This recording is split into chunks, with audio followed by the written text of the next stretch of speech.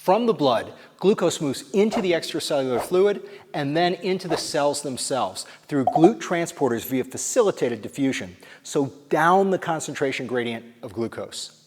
Inside the cell, in some cases attached to a mitochondrion, hexokinase phosphorylates glucose to glucose 6-phosphate at the cost of 1 ATP.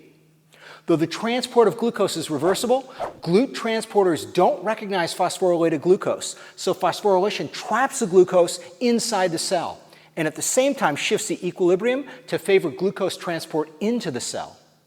The phosphorylation of glucose is physiologically irreversible, but between meals, the liver must release glucose into the blood to feed the muscles.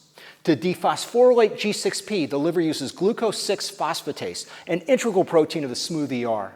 Glucose can then exit the liver cell through the same GLUT transporter it used to enter the cell.